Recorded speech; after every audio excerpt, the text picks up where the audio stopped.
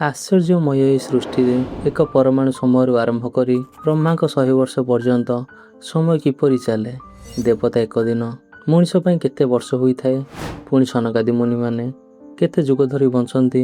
ପ୍ରଳୟର ସେହି ଅଗ୍ନି ଯେତେବେଳେ ସମସ୍ତ ଲୋକକୁ ଦହନ କରେ, ଭୃଗୁ ଓ ଅନ୍ୟ ଋଷିମାନେ କେଉଁଠି ଯାଆନ୍ତି ଏବଂ ବ୍ରହ୍ମାଙ୍କର ମୃତ୍ୟୁ ପରେ କ'ଣ ଘଟେ, ଆଉ ସୃଷ୍ଟିର ସେହି ଗଭୀର ରହସ୍ୟ ଭିତରେ ତାହାର ଉତ୍ତର ଖୋଜିବା ପାଇଁ ଚାଲନ୍ତୁ ଆରମ୍ଭ କରିବା ଏହି ଭିଡ଼ିଓ।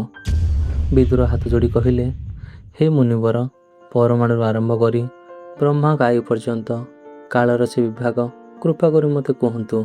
ପୁଣି ଏହି ସମୟରେ ମୈତ୍ରେୟ ମୁନି ମୃଦୁ ହସି କହିଲେ, ହେ ବିଦୁର, ଏହି ବ୍ରହ୍ମାଣ୍ଡର ସବୁଠାରୁ ଛୋଟ ଅଂଶକୁ କୁହାଯାଏ ପରମାଣୁ। ପୁଣି 2 ପରମାଣୁ ମିଶି ଅଣୁ ତିଆରି କରନ୍ତି।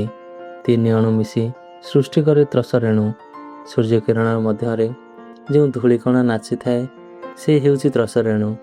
ପୁଣି 3 ତ୍ରସରେଣୁରୁ ସ୍ୱାମୀକୁ କୁହାଯାଏ ତ୍ରୁଟି। 100 ତ୍ରୁଟି ହେଉଛି ଏକ ବେଦ। ପୁଣି 3 ବେଦ ହେଉଛି ଏକ ଲବ। 3 ଲବ ମିଶି ଏକ ନିମିଷ ପ୍ରସ୍ତୁତ କରନ୍ତି। ପୁଣି 3 ନିମେଷ ହେଉଛି ଏକ କ୍ଷଣ।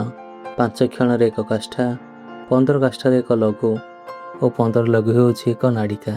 2 ନାଡ଼ିକା ମିଶି ଏକ ମୁହୂର୍ତ୍ତ ଓ 30 ମୁହୂର୍ତ୍ତ ମିଶି ଏକ ଦିନ ଓ ରାତି ବୋଲି ଗଣିତ କରାଯାଏ। ଏଇଭଳି ଚାଲେ ମଣିଷର ସମୟ। କିନ୍ତୁ ହେ ବିଦୁର, ଦେବତାଙ୍କର ସମୟ ମଣିଷ ପରି ନୁହେଁ।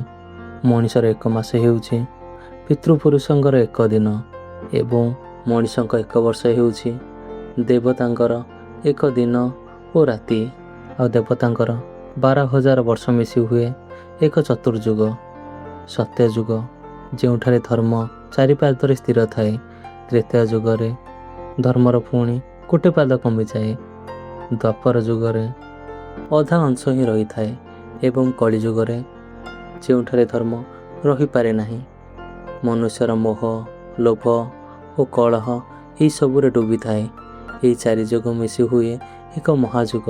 ଏମିତି 1000 ମହାଯୁଗ ହେଉଛି ବ୍ରହ୍ମାଙ୍କର 1 ଦିନ। ବ୍ରହ୍ମାଙ୍କ 1 ଦିନରେ ଆସିଥାଏ 14 ମନ୍ୱନ୍ତର। ପ୍ରତ୍ୟେକ ମନ୍ୱନ୍ତରରେ ଥାଆନ୍ତି 1 ମନୁ, ନୂତନ ଦେବତା, ନୂତନ ଇନ୍ଦ୍ରିୟ ଓ ସପ୍ତର୍ଷି ମଣ୍ଡଳ। ଏମିତି ଭାବେ ଚାଲିଛି 7ମ ମନ୍ୱନ୍ତର, ଦେବସ୍ୱର ମନୁଙ୍କ ଶାସନ। ବିଦୁର ଆଶ୍ଚର୍ଯ୍ୟ ହୋଇ ପୁଣି ପଚାରିଲେ, ହେ ମୁନିବର, ସନକ, ସନନ୍ଦନ, ସନାତନ ଓ ସନତ କୁମାର କେତେ ଦିନ ଧରି ଅଛନ୍ତି? ଏହି ସମୟରେ ମୈତ୍ରେୟ ମୁନି କହିଲେ, ସନକାଦି ମୁନିମାନେ ବ୍ରହ୍ମାଙ୍କର ମାନସ ପୁତ୍ର। ସେମାନେ କାଳର ପ୍ରଭାବରୁ ପ୍ରାୟ ମୁକ୍ତ ହୋଇ ରୁହନ୍ତି। ଅନେକ ମନ୍ୱନ୍ତରରେ, ଅନେକ ଯୁଗରେ, ପୁଣି ଅନେକ ପ୍ରଳୟରେ ବହୁତ ପ୍ରକାର ଲୀଳା ସେମାନେ ଦେଖିଛନ୍ତି। ବ୍ରହ୍ମାଙ୍କର ଦିନ ଶେଷ ହେଲେ ଆସେ ନମିତକ ପ୍ରଳୟ। ସୂର୍ଯ୍ୟଙ୍କର ତୀବ୍ର ତାପରେ ପୃଥିବୀ ଶୁଷ୍କ ହୋଇଯାଏ, ସମୁଦ୍ର ଉଭା ହୋଇଯାଏ। ଶେଷ ନାଗର ମୁଖରୁ ପ୍ରଳୟର ଅଗ୍ନି ବାହାରିଥାଏ, ସମସ୍ତ ଲୋକ ଦହନ ହୋଇଯାଏ। ପୁଣି ପର୍ବତ ଗଳିଯାଏ, ସମୁଦ୍ର ବାଷ୍ପରେ ପରିଣତ ହୁଏ। ସ୍ୱର୍ଗଲୋକ ପର୍ଯ୍ୟନ୍ତ ଏହି ଅଗ୍ନି ପହଞ୍ଚିଥାଏ। କିନ୍ତୁ ଭୃଗୁ ଓ ଅନ୍ୟ ମହର୍ଷିମାନେ ଭୟଭୀତ କରନ୍ତି ନାହିଁ। ସେମାନେ ଏହି ମହଲ ଲୋକ ଛାଡ଼ି ଜନଲୋକକୁ ଯାଆନ୍ତି। ସେଠାରେ ସନକାଦି ମୁନିମାନଙ୍କ ସହ ଭଗବତ କଥା ଶୁଣନ୍ତି। ସବୁକିଛି ଜଳରେ ଡୁବିଯାଏ। ସେହି ସମୟରେ ପୃଥିବୀ ନଷ୍ଟ ହୋଇଯାଏ, ସ୍ୱର୍ଗ ସେ ବି ନଷ୍ଟ ହୁଏ। ଦିନ ରାତି କିଛି ଆସେନି, କେବଳ ଅନନ୍ତ ଜଳରାଶି ରୁହେ ଏବଂ ସେହି ଜଳରେ ଶୟନ କରୁଥାନ୍ତି ନାରାୟଣ। ଏହିସବୁ ଉତ୍ତର ଶୁଣି ବିଦୁର ପୁଣି ପଚାରିଲେ, ହେ ମୁନିବର, ବ୍ରହ୍ମାଙ୍କ ଆୟୁ କେତେ? ପୁଣି ମୈତ୍ରେୟ ମୁନି ଆରମ୍ଭ କଲେ, ବ୍ରହ୍ମାଙ୍କ 1 ଦିନ ହେଉଛି 1000 ମହାଯୁଗ। ତାଙ୍କର 1 ରାତ୍ରି ବୋଧେ ସେତିକି ହୋଇଥାଏ। 360 ଦିନ ଓ ରାତ୍ରି ମିଶି ହୁଏ ବ୍ରହ୍ମାଙ୍କର 1 ବର୍ଷ। ଏମିତି 100 ବର୍ଷ ହେଉଛି ବ୍ରହ୍ମାଙ୍କର ଆୟୁ। କିନ୍ତୁ ସେହି ବ୍ରହ୍ମ ମଧ୍ୟ 1 ଦିନ ନଶ୍ୱର।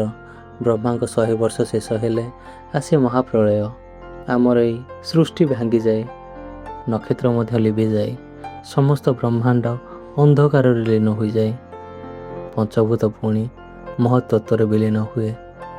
ମହତ୍ତତ୍ୱ ପ୍ରକୃତିରେ ଲୀନ ହୁଏ ଏବଂ ସବୁ କିଛିରେ ସବୁ ପରମ ପୁରୁଷ ନାରାୟଣଙ୍କ ମଧ୍ୟରେ ବିଲୀନ ହୋଇଯାଏ।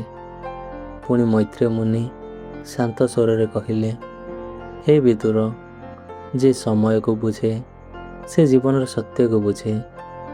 ଯୁଗ ବଦଳେ, ମନନ୍ତର ବଦଳେ, ବ୍ରହ୍ମା ମଧ୍ୟ ବଦଳିଥାନ୍ତି, କିନ୍ତୁ ଯିଏ ନାରାୟଣଙ୍କ ଶରଣରେ ଯାଏ ସେ କାଳକୁ ମଧ୍ୟ ଅତିକ୍ରମ କରିଥାଏ। ଆମେ ସମୟରେ ମଧ୍ୟ ବଞ୍ଚୁଛୁ, କିନ୍ତୁ ସମୟର ସେ ମାଲିକ କିଏ? ଏମିତି ବହୁତ ସାରା ଉତ୍ତର କହିସାରି ସେ କହିଲେ, ସମସ୍ତଙ୍କର ସ୍ୱାମୀ ଶ୍ରୀହରି ନାରାୟଣ। ପୁଣି ଏଇ ଥିଲା ଆଜିର ଆଧ୍ୟାତ୍ମିକ କଥା। ଯଦି ଆପଣଙ୍କୁ ଭିଡ଼ିଓଟି ଭଲ ଲାଗୁଛି ତାହେଲେ ଗୋଟେ ଲାଇକ୍ ନିହାତି କରନ୍ତୁ। ତା ପୂର୍ବରୁ ମୋ ଚ୍ୟାନେଲକୁ ସବସ୍କ୍ରାଇବ୍ ନିହାତି କରନ୍ତୁ। ପୁଣି ଦେଖା ହେବା ପରବର୍ତ୍ତୀ ଭିଡ଼ିଓରେ। ଜୟ ଶ୍ରୀକୃଷ୍ଣ।